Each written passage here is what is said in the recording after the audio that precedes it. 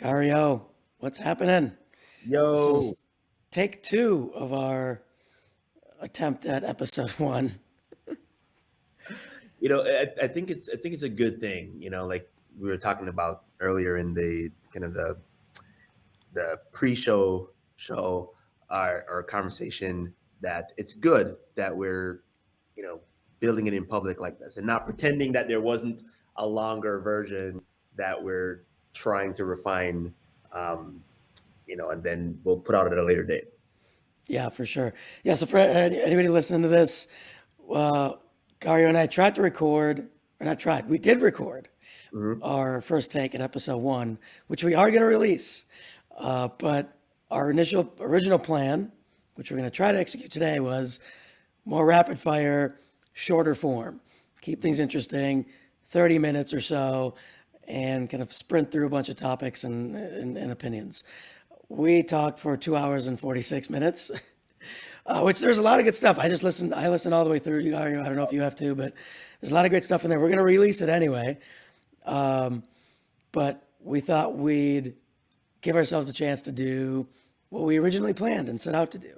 And that's what this is going to be. All right, fingers crossed. Yeah, yep. And the last thing to maybe point out before we hit it here is, news is coming in hard and fast here in marketing and business and tech space right now. So what you're going to hear and see in the full discussion isn't going to 100% match what we do today, because there's already been some changes and updates that which we're gonna tackle. So with that, let's hit our intro.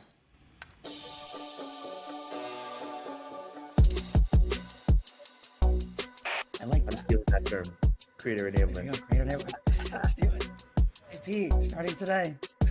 Trademark.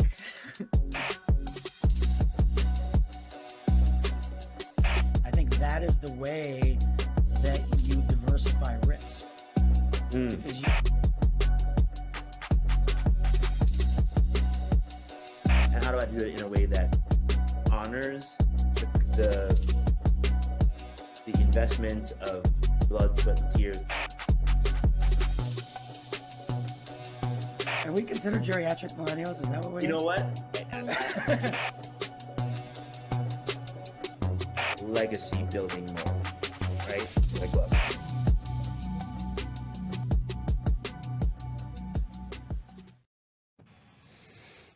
All right.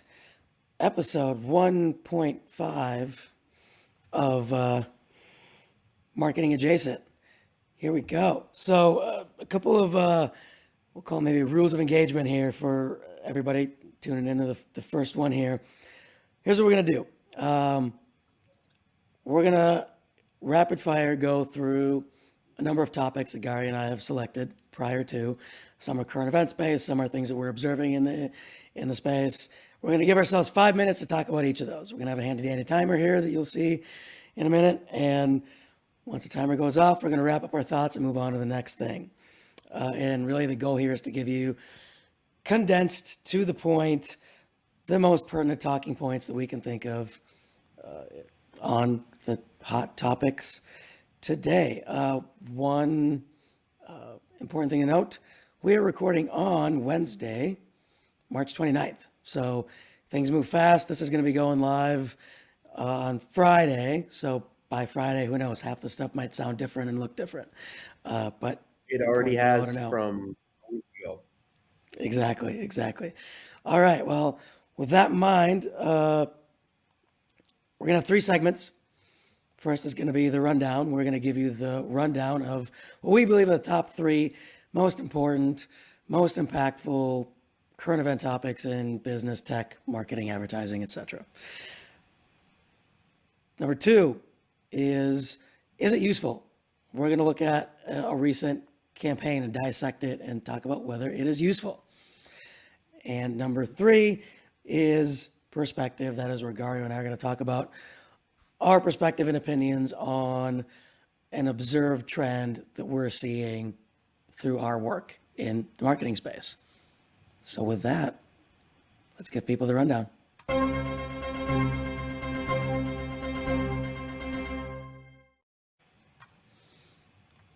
Alrighty.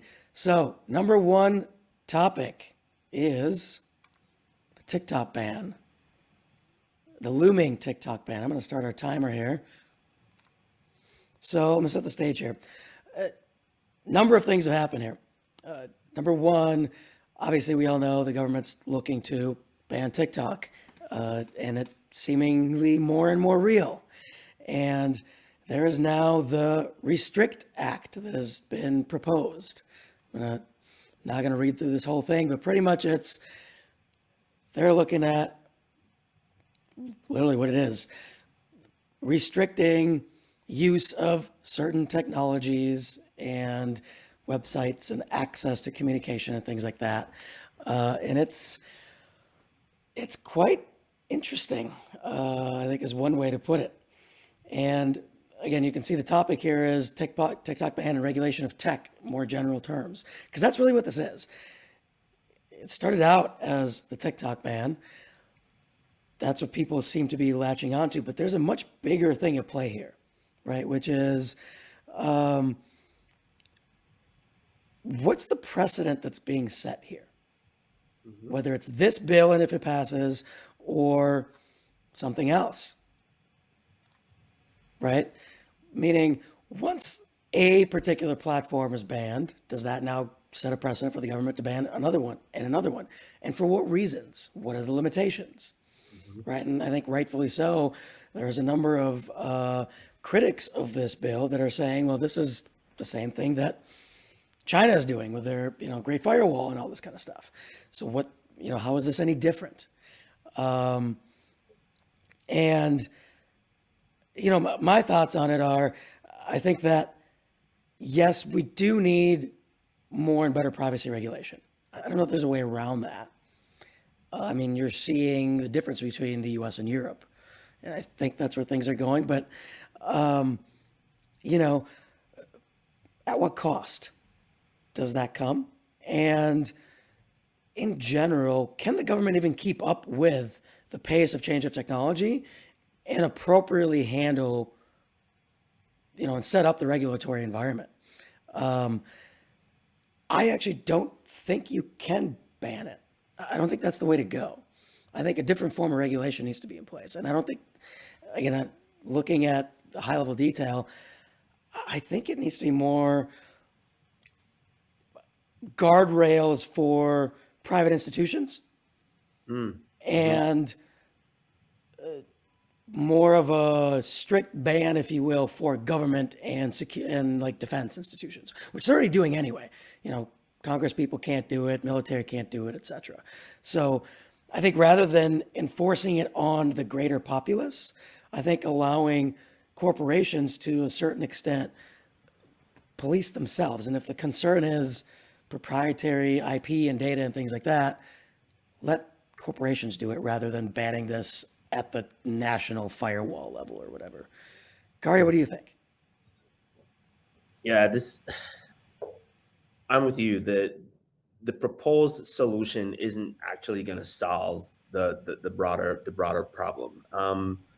And the two things about it that's making me a little uncomfortable is all the other players in the space are actually doing the same thing, right? They just happen to be been doing it for much longer. Facebook, Google, they all have access to our data, and as a result, are able to do a lot of the things that the legislators are accusing TikTok of doing. And I remember the example that we were talking about that's not as nefarious for advertising purposes, but just something as innocent as Strava, right? They had there's a military base, I forget, in the Middle East somewhere, and the military folks that were there were just running on their own, and people were able to see, okay, there's a lot of activity in this particular space. We have identified these individuals as military folks, and therefore they're able to get an idea of where there are U.S. There was a U.S. military base, right? And again, You think about something as simple as that, that's not nefarious at all, just unintentional, and you pair that with, well, what if there's actually negative intention behind it? What happens? And to me, that means that people have to be in we have to be in more control of our data, and the laws that were built to allow that level of privacy and control needs to be updated for the 21st century. That's this is a much this is kind of where it went off the rails the last time, because we kind of went down a huge rabbit hole. But um, in the spirit of this, we'll transition, and maybe we'll come back to it at the end. Yeah, it's a worthwhile rabbit hole for those who want to listen to it. We're going to release that, like I said. So, all right. Topic number 2 on our list is layoffs at Meta and how that relates to the larger topic of the quote unquote AI revolution that we're all experiencing right now. So, if we look at Mark Zuckerberg, this is a couple weeks ago now, but it's, I think, important to look at. He released his statement around Meta's year of efficiency. Pretty much this is when he said they're going to cut a whole bunch of jobs. But the thing that caught my eye here is down here where he talks about investment in tools to get more efficient. Mm-hmm. Reading between the lines, what he's really saying is, hey, we can have fewer engineers do the same amount of work. Mm-hmm.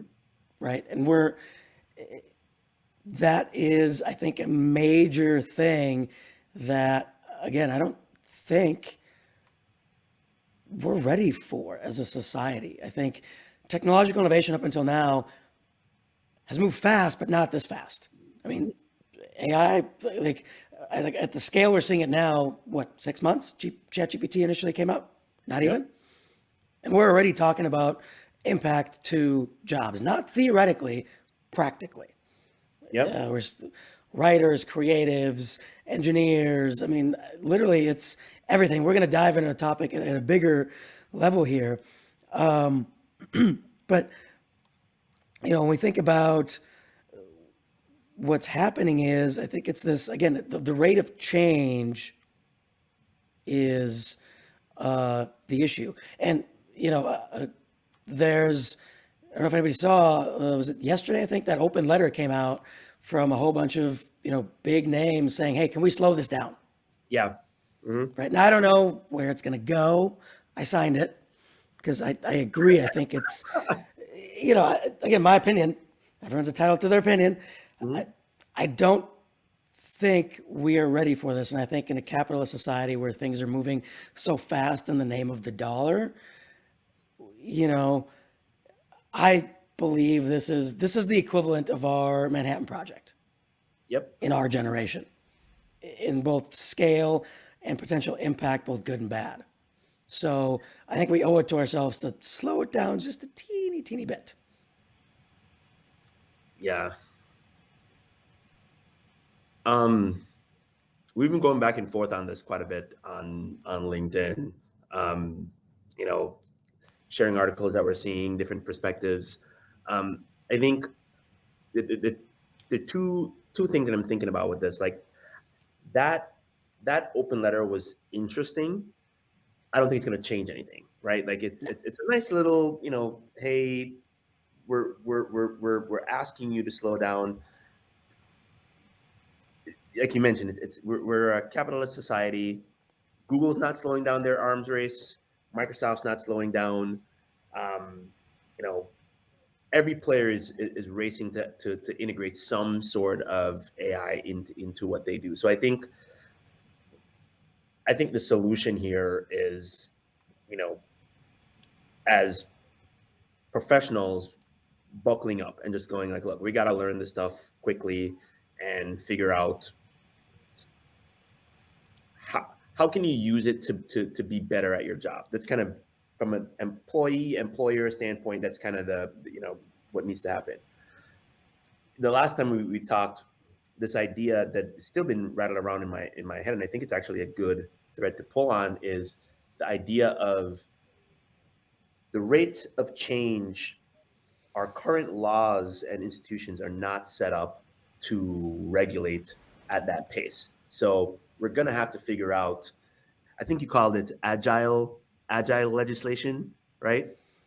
That framework, I think, needs to get put into place so that we can mitigate some of the risk of like all the stuff that's coming at us, because there's not enough worst case scenario red teaming taking place, that people are looking at all the good that it can do, but not enough people are going, okay, but what's the worst case scenario? And when there is a worst case scenario, there's kind of a black box. They don't know how it got to that worst case scenario, but then they put guardrails around it, right? And I think that yeah, I think we just need to be a little bit more thoughtful and acknowledging the worst case scenarios and planning for it. Because actually, I'm gonna suggest that we go a little bit over on this, because I'd love to have you talk a little bit about your idea of the downstream impacts that is not being talked about, specifically when it comes to jobs. Yeah, I'll keep it brief. I mean, the example I gave in a LinkedIn conversation is, again, it's going back to this rate of change. When the automobile first came out, sure, the carriage driver was probably pretty easy for them to become a chauffeur. But what about the horse farmers, right? And again, if we think about it, and yeah, sure, that took decades. Fine, you know. Then think about as innovation changed with whatever the atomic revolution, in terms of how quickly that escalated things from a energy grid perspective and weapons and all sorts of stuff, right? Then you look at, and that obviously impacts global politics and all sorts of other things.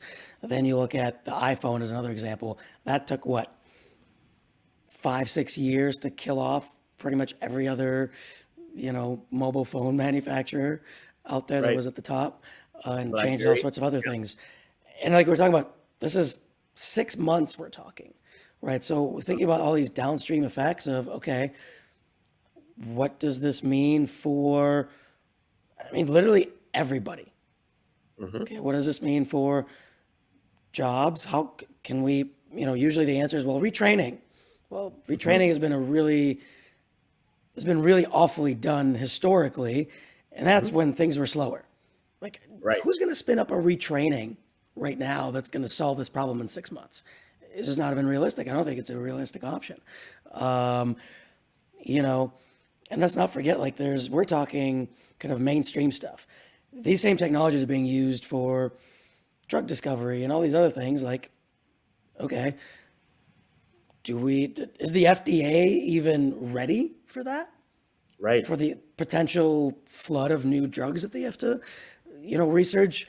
Are our current regulations up to speed to like keep up with this, right? It's one thing to discover them. Great, you discovered it, but if it takes you 5 years to get the thing to market, does it really matter?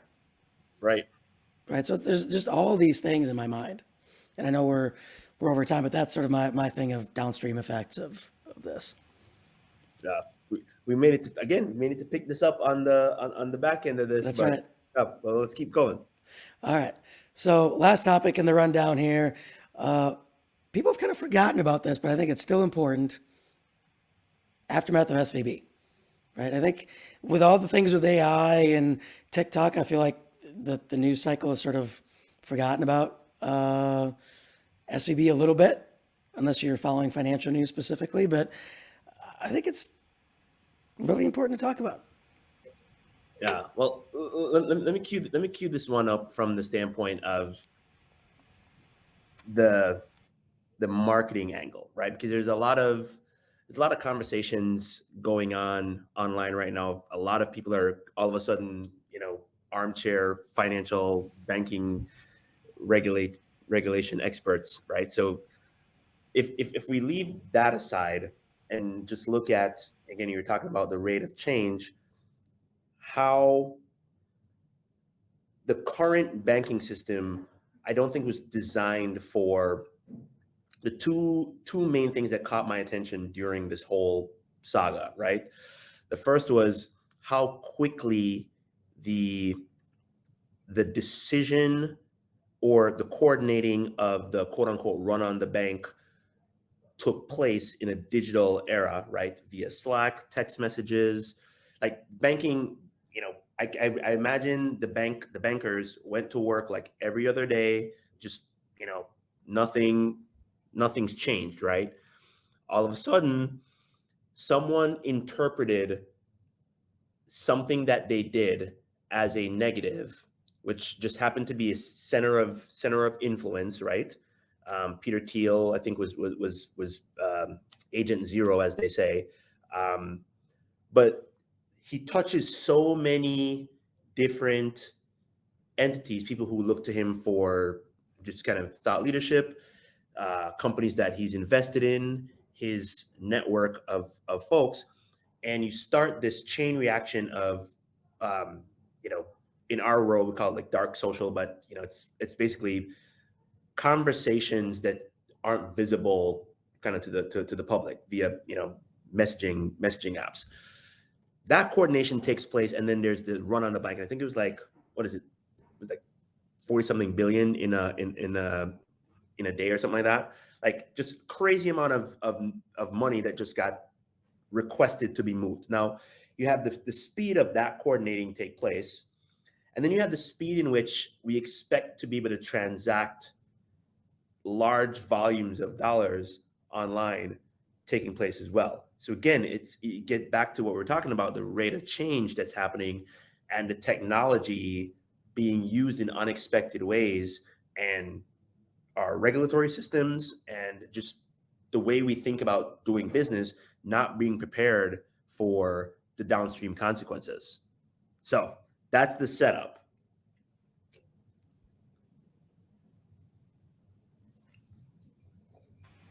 What do you think? I think it's an interesting lens for sure, because just in general, if we extrapolate from even this, right?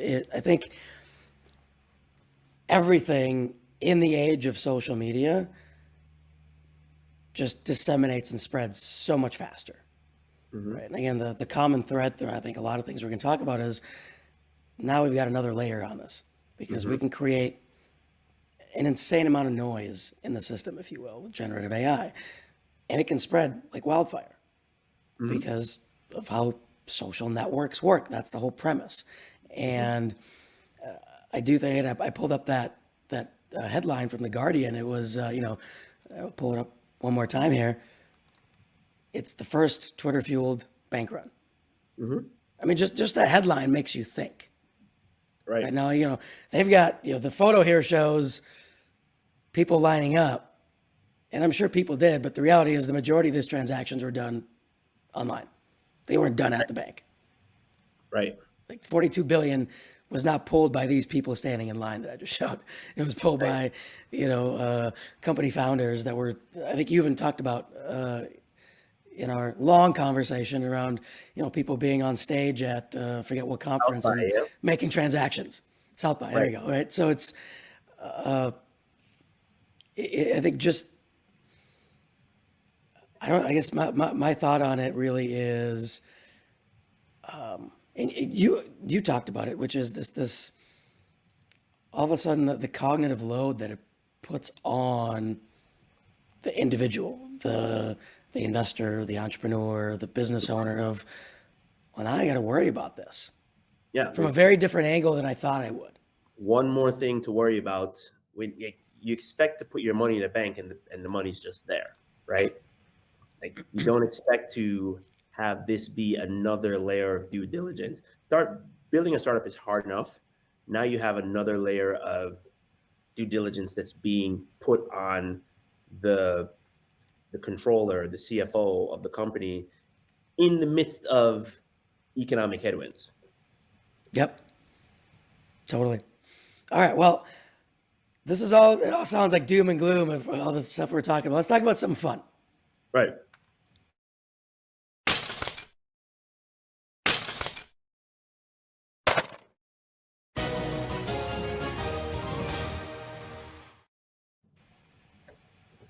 All right. So, is it helpful? We're going to talk about some marketing campaigns, some recent ones. Um, to maybe set things up a little bit here, you know, actually, no, I take that back. Let's just jump in because rather than setting it up, let's just jump right in. Here's what we're talking about.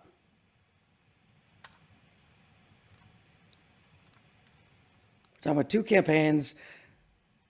Gario, you wanna set these up? Yeah. So the first is a what is twisted tea? It's like It's like a hard. hard tea, Right. alcoholic, whatever. Yeah. So I'm Clearly, gonna, we don't drink. right.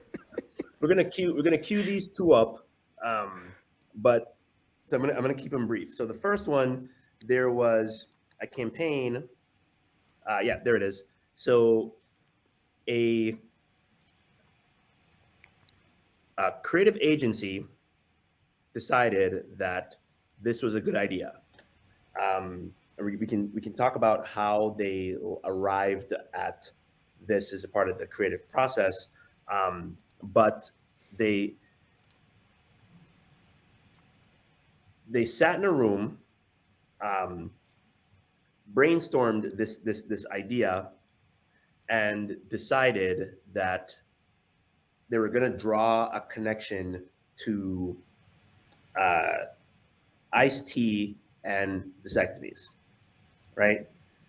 And that was going to be a good use of their company's marketing investment. So we're gonna chat a little bit about that whole process. And the second one is Coca-Cola, yeah, using some of these new tools and technology that's kind of on the market now to create uh, a campaign. And my thought on this is it's on both of these actually that it's predictable. Um, no knock on the people that came up with the idea because I'm sure they're pretty creative people, but the process of how campaigns are designed today result in lazy solutions like that, right? So with that being the setup, um, actually let me explain why the Coke one is lazy, right? It's they look at these technologies and just at the surface level, that's like basic, right? If you've ever used Midjourney, you're gonna take some assets and you're gonna make something cool, and we're gonna have potential customers or clients, not clients, Coke drinkers use our iconic assets to create their own art. That's kind of the premise of it, crowdsourcing it, and then somebody wins a prize. Okay. The technology is so much more powerful that if someone had just went a step further and go, okay, we've done that before, what else could we do? And given themselves the time to be a little bit more innovative, they would have come up with a better solution. Same thing is true on the on the iced tea thing, where everybody sat in a room, everybody brainstormed, someone came up with that idea, and nobody turned and said, okay, well, let's add another layer on top of this and go, does this add economic value to the organization long term? So, just to close the loop on it, for the first one, nobody asked the secondary question of, is there a better way to tie this back to a business outcome? And where Coke is concerned, it's, is there another way we can push this idea further than the most obvious solution? That's the setup. Yeah, and well, my mind goes to first in this whole thing is this concept of when I talk about affinity versus awareness, Mm-hmm. right? I mean, the Twisted Tea example specifically, it's like, how many commercials can we think of? The commercial was memorable, but you have no idea what brand it was for. You know, the one that comes to mind for me almost all the time is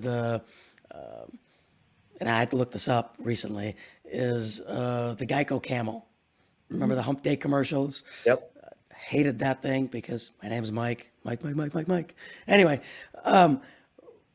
it was, everybody remembers the Geico Gecko. Nobody remembers the Geico Camel. Mm-hmm. Maybe not nobody. I'm sure somebody out there does, but it's this whole thing of you need to connect the idea to the brand. It can't just be a clever idea on its own because that's a flash in the pan, short term.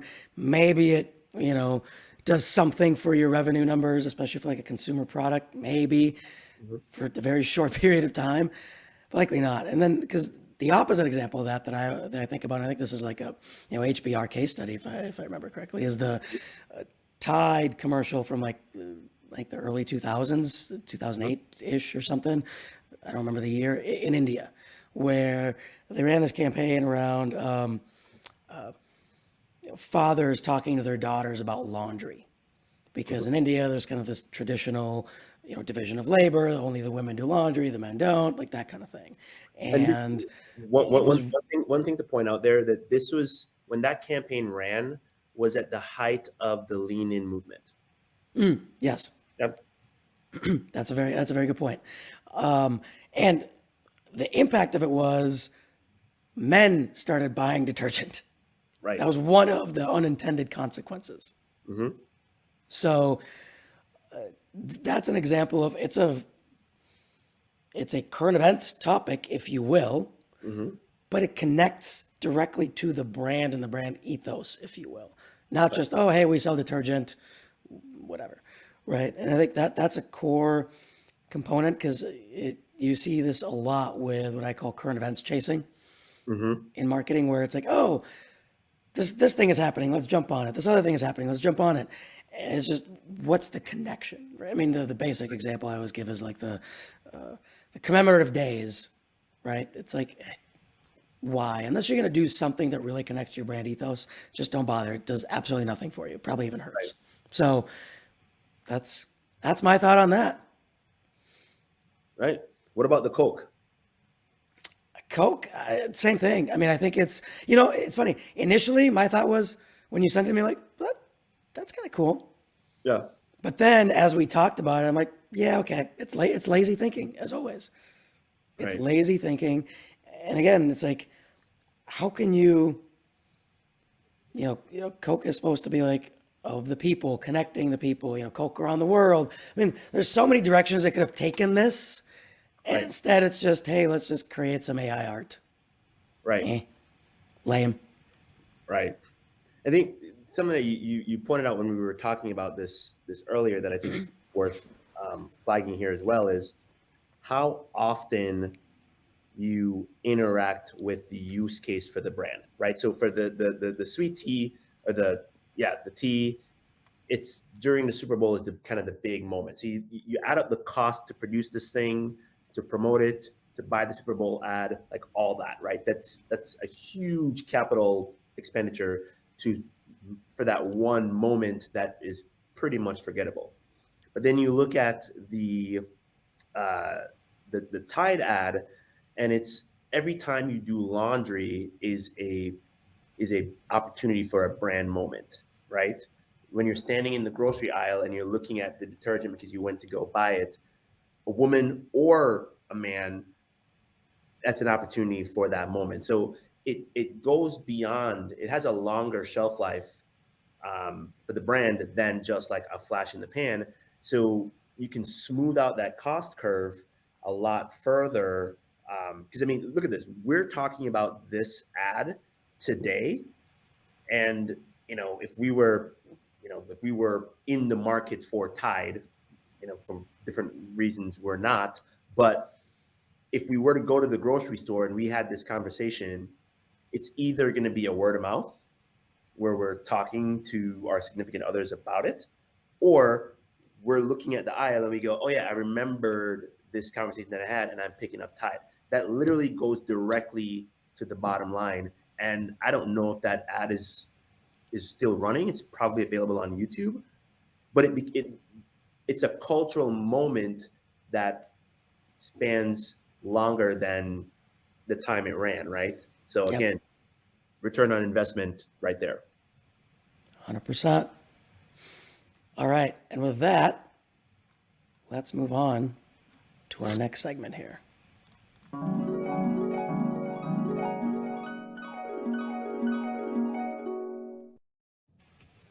I got to work on my transitions. Those are lame not the visual. The visual is fine.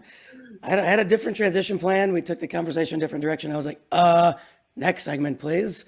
Yeah, you know what? We're definitely gonna get better at this. As you mentioned that, I'm thinking back, like we had a lot more dad jokes in the last recording. There was definitely a few. Yeah. There's definitely a few. For those who like dad jokes, you got 2.5 hours worth of. No, I'm kidding. Yep. In the other recording, but all right. So, perspective. What we want to talk about here is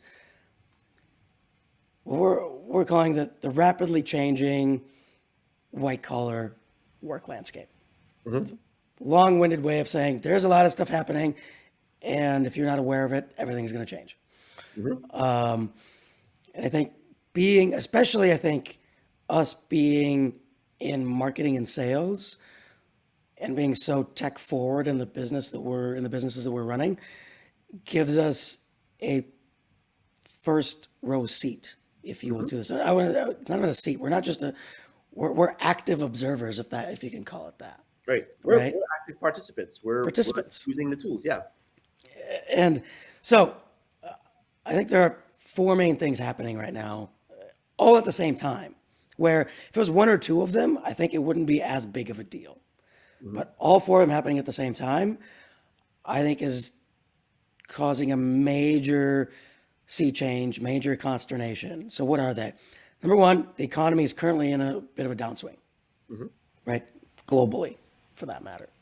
So recessions are not new. They go in cycles. If this was the only thing happening, it wouldn't be that big of a deal. You could adjust. Mm-hmm. Correct. Obviously, we got AI. Mm-hmm. That's a huge thing all on its own. Even if that was the only thing happening, that would be a lot. Mm-hmm. And it is a lot. And we're going to dig into that. But now you add to that remote work. We just got through the pandemic. Remote work is all of a sudden a big thing. I haven't looked at the latest stats, but a large portion of the workforce is working remote. Mm-hmm. And now companies are trying to force people back to the office. It's not working out so well. There's all these things happening. Again, if that was the only thing, not that big of a deal. You got these other two. Last but not least, generational shift. Mm-hmm. We have a changing of the guard in both leadership and subject matter roles that's happening across, really, I guess it's white collar and blue collar even, but we're specifically talking about white collar here, work.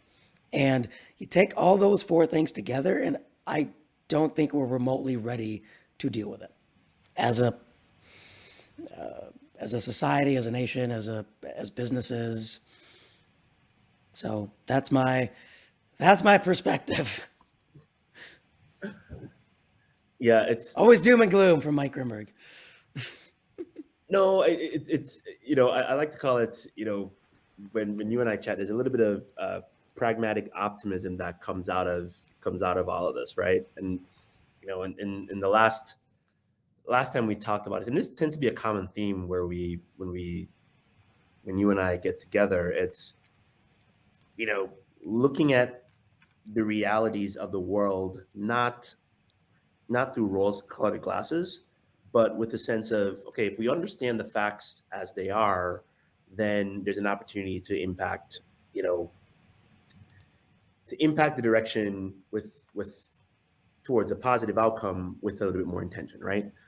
And I think when we when we last spoke, the thing that stood out to me that kind of got me excited about all this was the fact that for the first time in history, in our lifetimes, right, we have lived through a global pandemic, right? That has never happened before in our lifetime, global.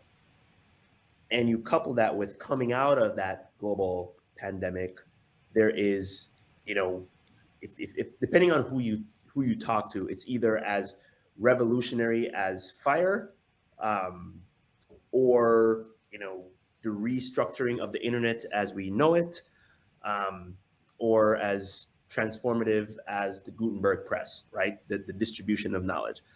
I think it's somewhere in the middle, right?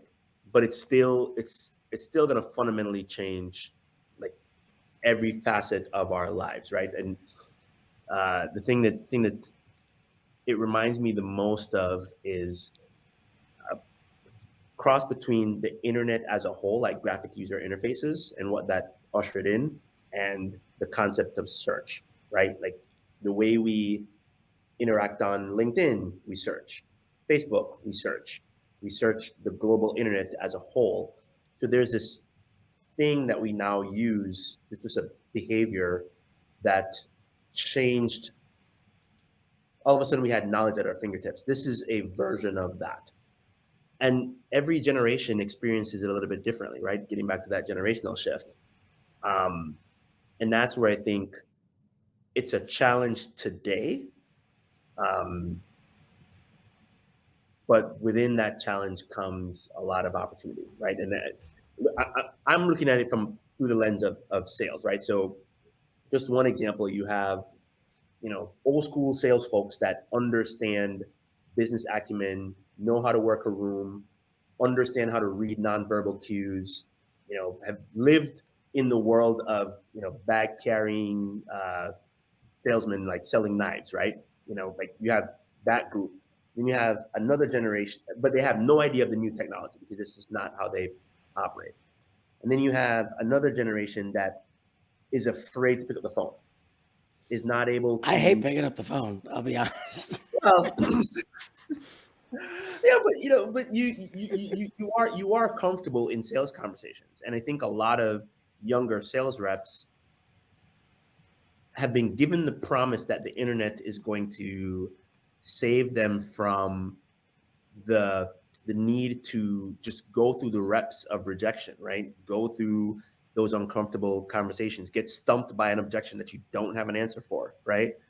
So you have this opportunity here where you have two generations that have skill sets that if you create an environment where they can have that knowledge exchange, you end up with both being better. And that's just in sales. The same is true for every single role in any organization.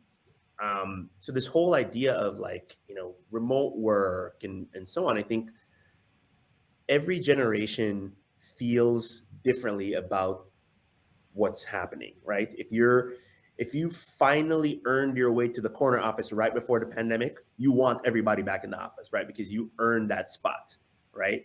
If you've never met your coworkers and your entire relationships were built online, the commute just seems like an unnecessary burden being put on you by your employer, right?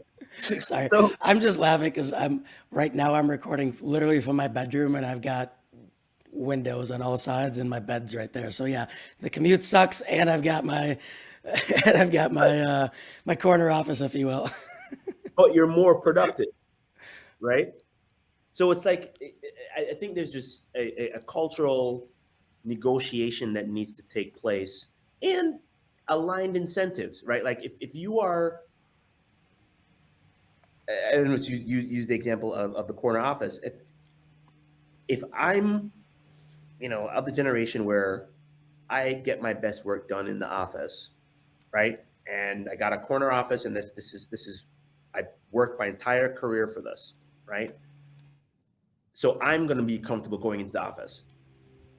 What is in it for a a young person that's just starting out their career and you know doesn't have that experience, hasn't paid their quote unquote dues to get to that corner office and don't care about it because they've never seen their boss or their supervisor or their manager aspire to that. So they don't even know that that's something to aspire to.